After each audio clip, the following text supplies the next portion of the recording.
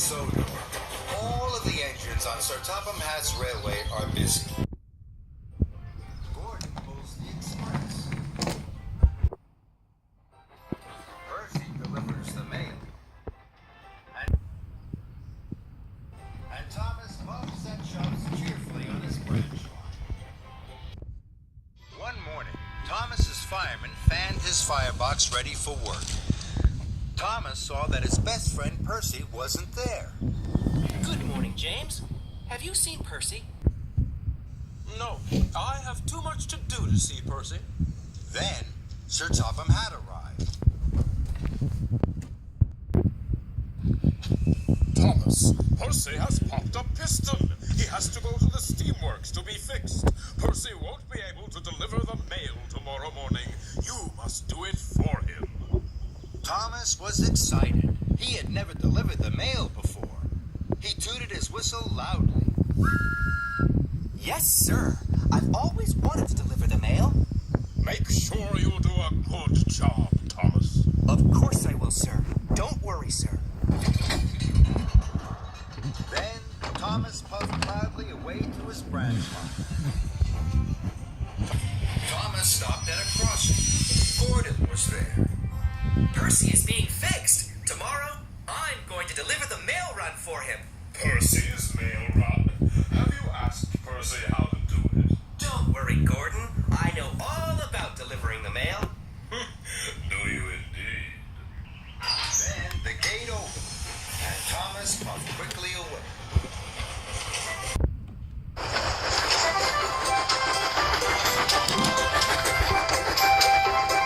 Thomas worked hard all day.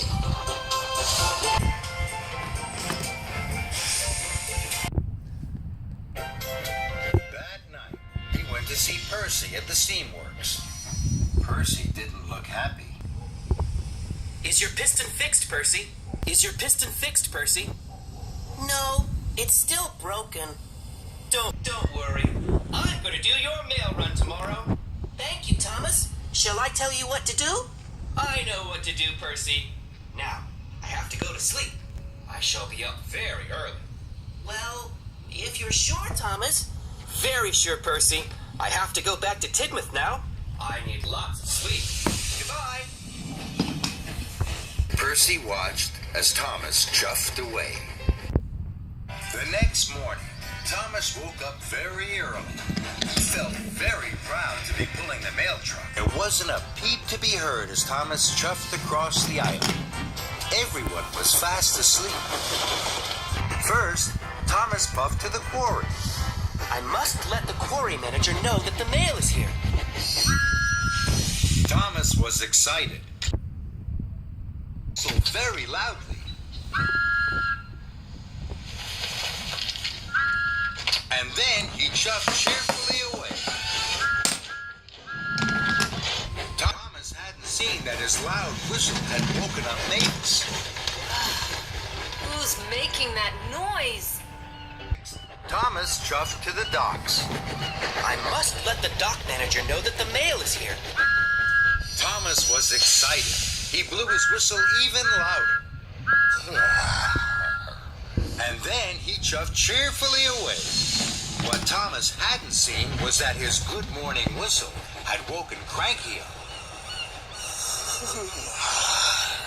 Who woke me up? This is fun.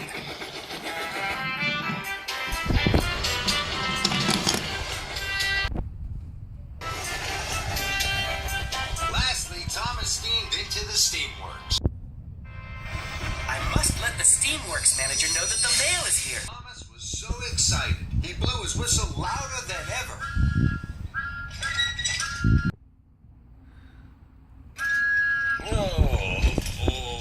And then he huffed happily away. What Thomas hadn't seen was that he had woken Victor and Kevin up. Oh, what's that noise, boss? Who knows, Kevin? Who knows? Some early bird. Thomas worked hard all morning. Everywhere Thomas went, he blew his whistle loudly.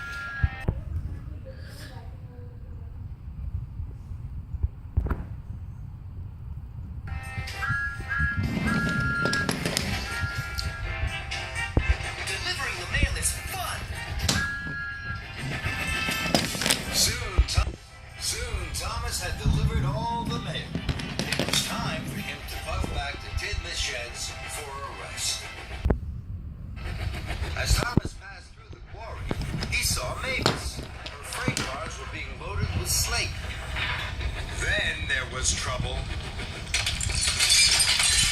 Mavis hadn't lined up her freight cars under the hopper. Slates spilled everywhere. That's strange. Mavis never makes mistakes. What Thomas didn't see was that Mavis was fast asleep under the hopper. That's why she had put the freight cars in the wrong place. Next, Thomas passed through the docks. Cranky was unloading some big crates from a ship. Then there was trouble. Cranky dropped the crates. They fell to the ground with a smash and a crash. That's strange. Cranky never makes mistakes. What Thomas didn't see was that Cranky had fallen fast asleep. That's why he had dropped the crates. Thomas pulled into Tidmouth's sheds. He wanted to tell Percy all about the mail delivery, but Percy wasn't there. Sir Topham Hatt was there. He was cross. Someone woke Mavis up too early by tooting too loudly on their whistle. Then someone woke up Cranky at the docks and Victor at the steamworks. Now they have all made silly mistakes. Thomas knew he had woken everyone up with his cheerful whistle. He felt terrible. I'm very sorry, sir. It was me. Then, Thomas, as Percy is still not fixed, you must do a better job tomorrow. I will, sir. I promise, sir. Then Gordon arrived. He had heard all about Thomas's trouble with the mail run. You were right, Gordon. Delivering the mail is a hard job. I should have asked Percy what to do. And this time, I will. That evening, Thomas visited Percy at the steamworks.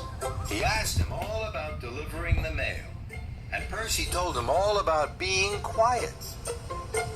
The next morning, Thomas set off early, pulling the mail cars. He stopped at the quarry. This time, he didn't blow his whistle. He puffed very quietly so that he didn't wake Mavis. Next, Thomas stopped at the docks. He didn't blow his whistle here either. And he didn't wake Cranky up.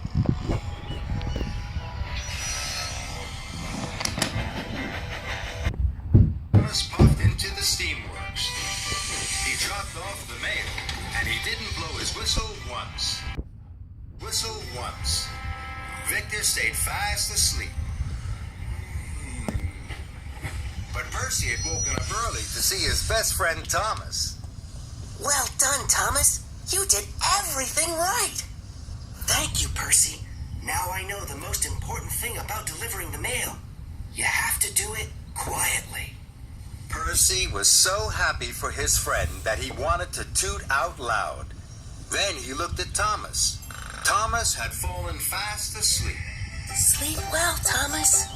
And Thomas snored the sleep of an engine who had done a very good job.